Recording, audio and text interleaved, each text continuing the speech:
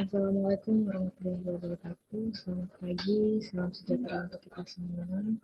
Perkenalkan, nama saya Septi Rastika, peserta laksana CPNS angkatan 87, kelompok 4. Pada kesempatan pada kali ini, saya akan memberikan video tutorial mengenai aplikasi rekapitulasi SPJ perjalanan dinas berbasis Microsoft Excel yang telah saya buat sebagai salah satu syarat dalam pemenuhan aktualisasi saya pada Laksar CPNS ini.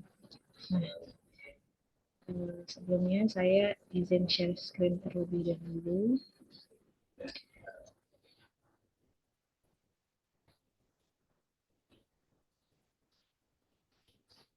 Nah,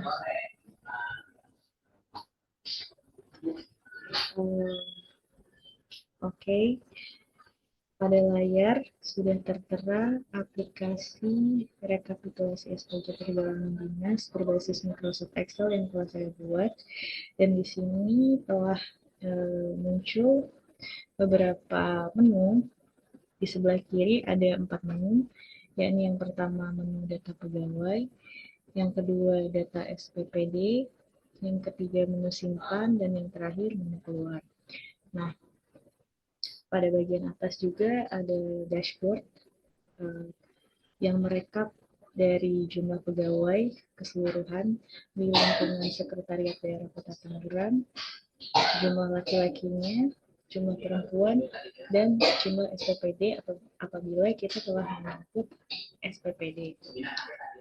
Dan di sebelah kanan ini ada profil dari Sekretariat Daerah Kota Tangerang, provinsi, instansi, SKPD-nya, kepala SKPD, NIP, kecamatan, kelurahan. Dan di sini juga ada rumus untuk dashboard yang di atas. Jadi yang di samping kanan ini terhubung dengan dashboard yang di atas ini. Baik, langsung saja kita mulai. Yang pertama, menu data pegawai. Kita bisa langsung klik di menu data pegawai ini. Apabila kita klik akan muncul form pegawai. Nah, form pegawai ini berfungsi untuk menjadi database pegawai yang akan kita gunakan dalam proses input SPPD nantinya. Nah, sebelumnya saya izin mencontohkan terlebih dahulu cara mengisi di form data pegawai ini. Misalnya, kita punya pegawai bernama Septi. Golongannya 2C, jenis kelaminnya perempuan, IP-nya bisa kita isi.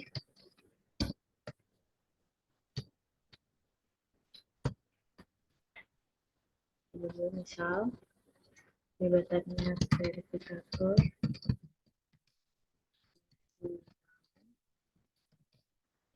di bagian perencanaan keuangan. Nah, setelah kita isi, oh ya maaf, ini golongan 2C, pangkatnya pengatur. Nah, data-data pegawai ini sebelumnya telah diambil atau telah diminta dari bagian umum, sehingga ketika proses input form pegawai, kita tinggal memasukkan data-data yang tersedia sesuai dengan yang telah diberikan oleh bagian umum. Nah, setelah kita menginput di dalam kolom ini, kolom yang tersedia, kita bisa klik Add, maka akan otomatis berhasil disimpan pada tabel yang di bawah ini. Kita klik OK, lalu kita lihat ini Septi yang tadi kita input sudah masuk ke dalam tabel. Nah, kita juga bisa mendelete atau menghapus pegawai jika misalnya pegawai itu sudah tidak berada di lingkungan Setda lagi dikarenakan mutasi dan lain sebagainya. Nah, kita tinggal klik 2 kali pada pegawai yang ingin kita hapus, seperti ini, misal, lalu kita klik delete. Akan muncul pop-up, apakah akan menghapus data. Nah, kalau kita yakin ingin menghapus datanya, maka kita klik yes. Dan data berhasil dihapus. Selanjutnya, untuk clear, untuk tombol clear ini, misal kita telah mengklik 2 kali pada salah satu data pegawai yang ada di tabel. Misal seperti ini, kita klik 2 kali. Tombol clear ini berfungsi untuk membersihkan nama-nama yang ada di kolom ini. Jadi, ketika kita ingin input nama pegawai yang baru, kita tinggal klik clear, lalu otomatis terhapus dan kita bisa memasukkan nama pegawainya seperti biasa.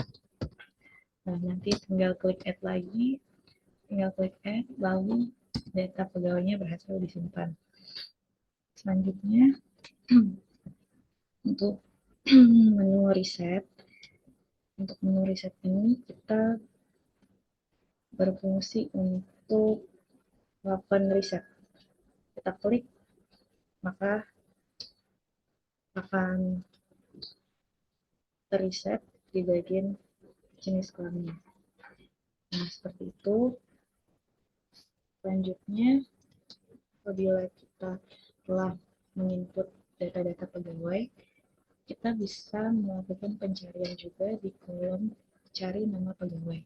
Misalnya kita ingin mencari pegawai bernama Sevi. Nah, di sini sudah saya lakukan input. Jadi di lingkungan saya ini ada beberapa yang namanya safety. Nah, di sini bisa terlihat safety yang ini bagiannya apa, safety yang ini di bagian apa, dan safety yang ini di bagian apa, seperti itu.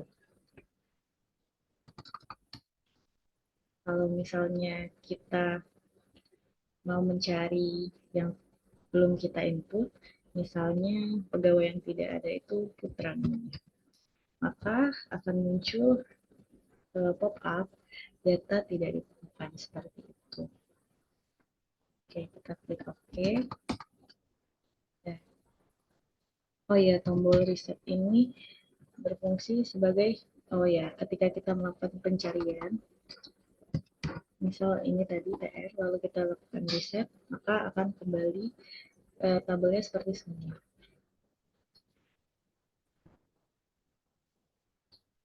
Itu untuk menu yang pertama, data pegawai. Nah, setelah kita memiliki data-data pegawai sebagai database kita, kita selanjutnya bisa melanjutkan rekapitulasi di menu data SPPD. Kita klik, akan muncul tabel SPPD seperti yang tertera di layar. Nah, apabila kita sudah pernah memasukkan rekap SPJ perjalanan dinas, akan muncul tampilan seperti ini. Nomor BKU, nilai, pegawai yang diperintah, NIP, dan lain sebagainya. Tanggal berangkat, lama kegiatan, pengikutnya siapa saja, lalu uang hariannya berapa, BBM, uang representasi, hotel, tiket pesawat, biaya taksi, tujuan dan uraian atau tujuan dalam menghadiri acara tersebut apa. Nah, di sini saya sudah punya contoh 2. Kita bisa cari data SPPD yang kita inginkan berdasarkan nomor BKU atau pegawai yang diperintah. Misalnya kita milih untuk mencari berdasarkan nomor BKU, maka kita tinggal ketik kata kuncinya, misal nomor BKU 123, kita klik cari data, lalu muncul otomatis muncul nomor BKU yang kita cari, yaitu 123. Nah, bagaimana dengan pegawai yang diperintah? Sebelumnya kita reset datanya dulu agar kembali. Nah, agar kembali datanya seperti semula, kita cari pegawai yang diperintah. Misal kata kuncinya adalah Abbas.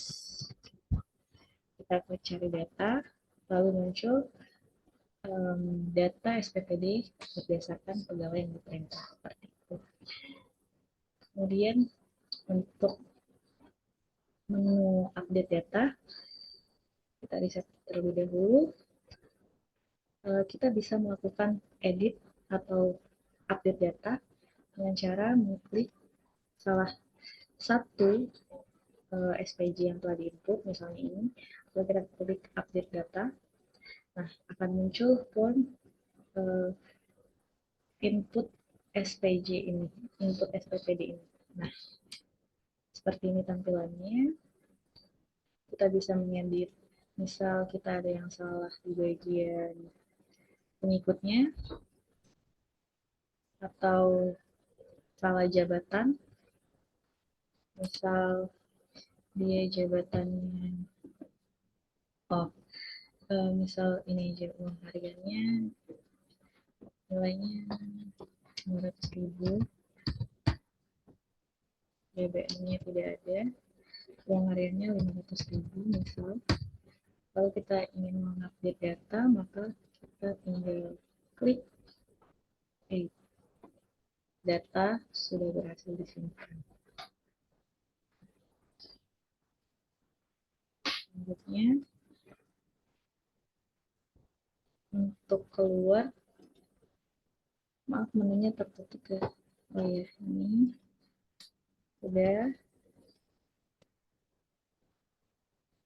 sudah berhasil terupdate tadi dari 1 juta menjadi 500.000.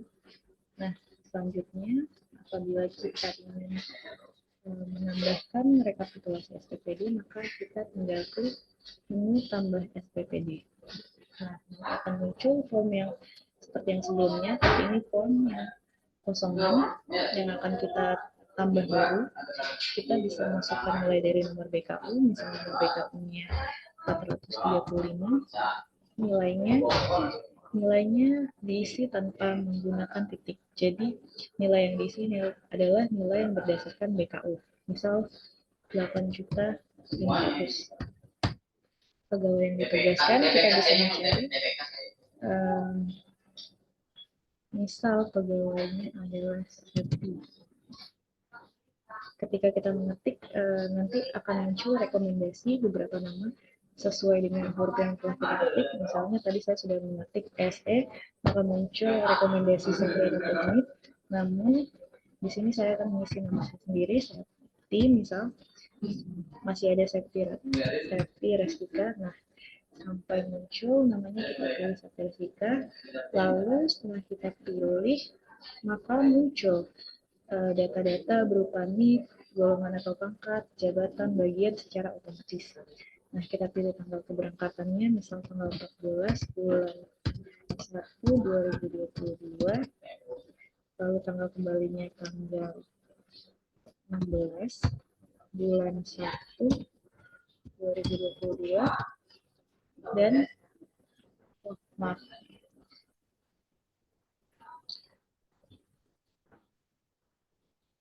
kita ulang lagi. Tadi nomor BKU-nya 123, nilainya kita perkecil saja jadi 3.300.000 aja. Kita mengisi nilainya tanpa titik. Lalu pegawai yang ditugaskan Sakti,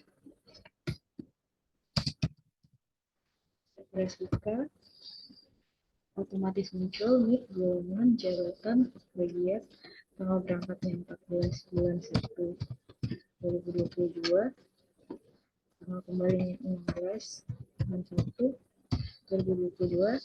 Lalu langsung saja dari kolom tanggal kembali ini kita klik enter, maka akan otomatis muncul lama kegiatan dari perjalanan dinas ini berapa hari. Misalnya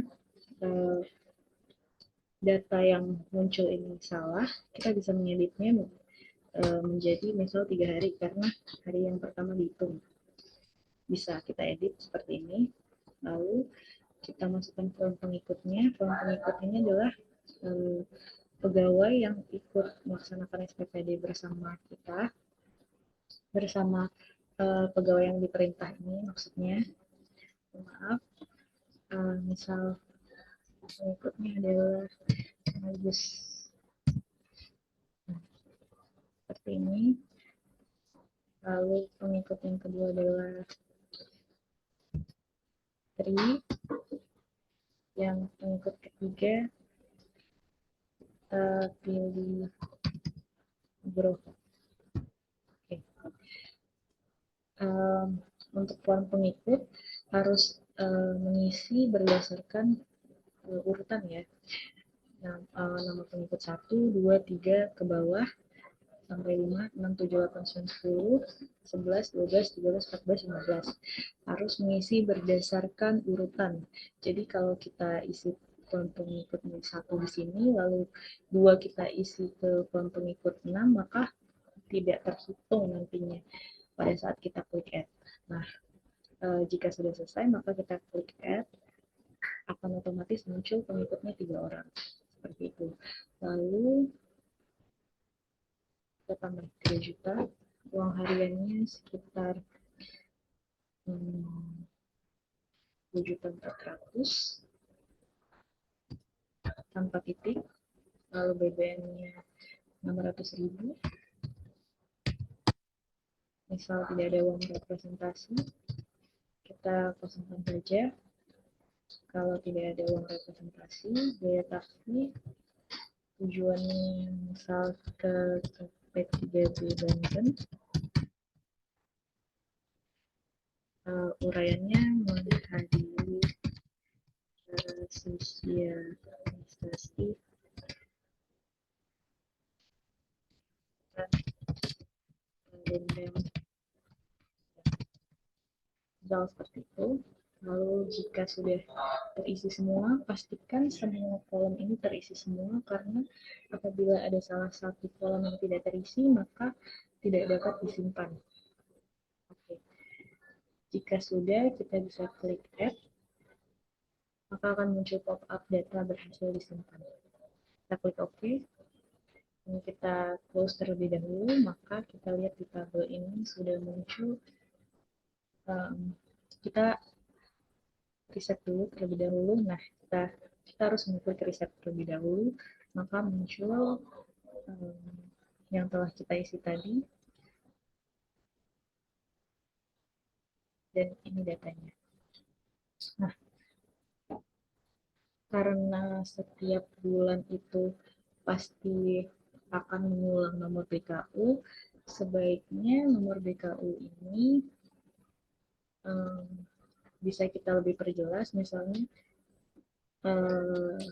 terdapat nomor BKU 123, kita bisa menambahkan di bulan apa nomor BKU tersebut. Misal karena ini tanggal berangkat bulan Januari, maka kita bisa menambahkan BKU 12301, yang berarti nomor BKU 123 di bulan Januari. Nah, kita klik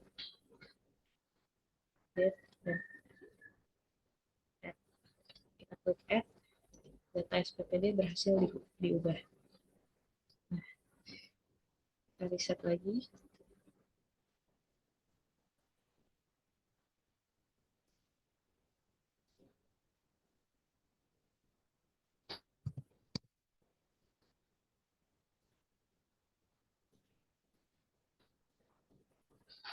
Nah, ini udah muncul yang kita update tadi.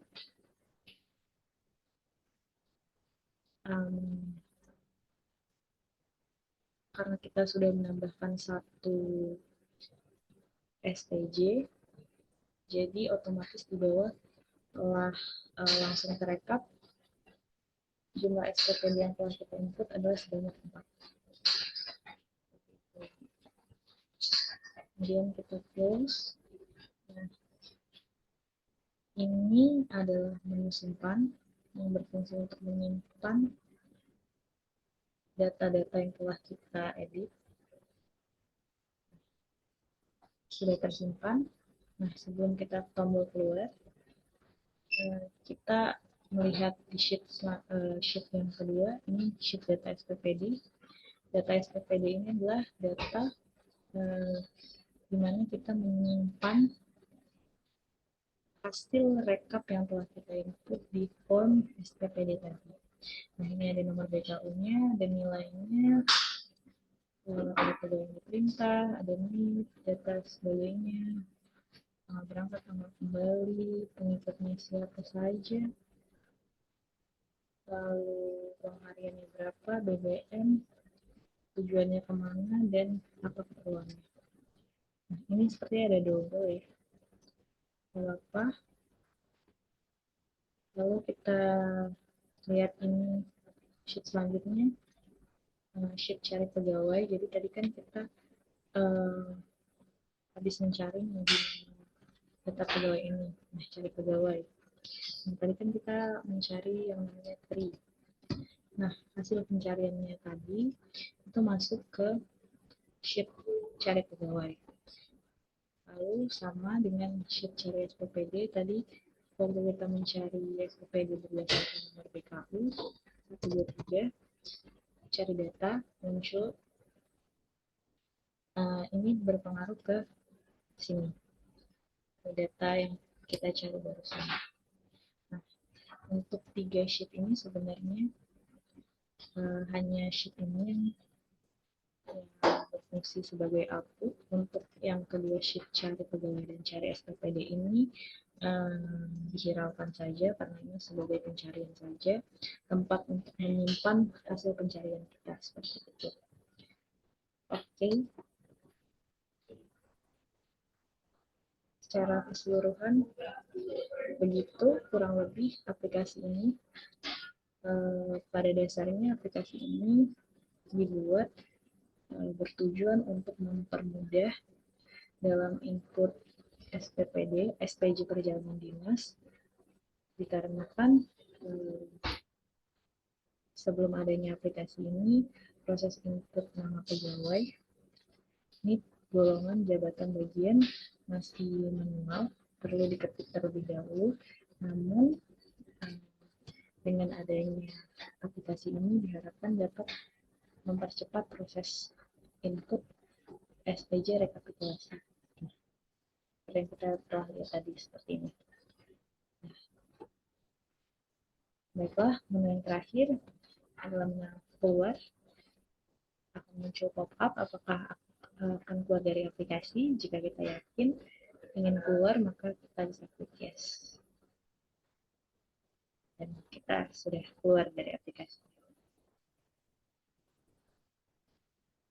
Baik,